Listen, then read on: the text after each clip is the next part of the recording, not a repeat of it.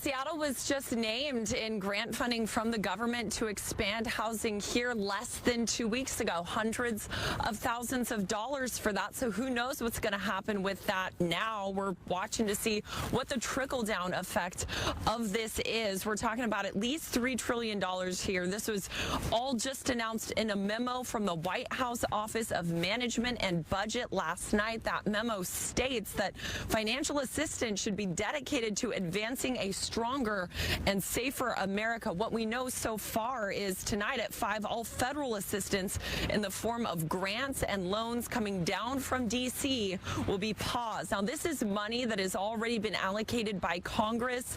The government also won't issue any new grants. The memo calls on agencies to submit detailed information on programs, projects, or activities subject to the pause. They have until February 10th to do that. From housing programs to the Department of Transportation, FEMA, schools and child nutrition programs. These are all federally funded agencies that rely on these grants. So over the weekend, touring storm damage in North Carolina, an area that is still reeling from Hurricane Helene 4 months ago, the president talked about getting rid of FEMA and reallocating its funding. Take a listen.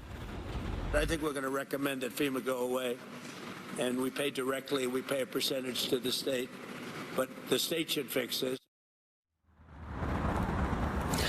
So this may be the start of that. The White House says it's just a temporary pause so they can align federal spending with the president's priorities, but some Democratic lawmakers say this is not going to be temporary. They say the move will have sweeping consequences, quote, putting the financial security of our families, our national security, and the success of our country at risk.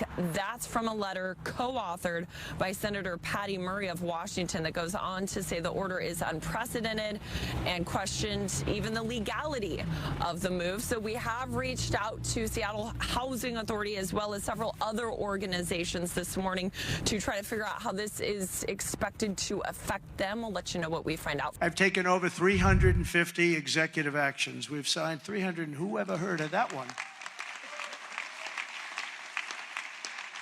And as I said in my inaugural address, the American decline is over.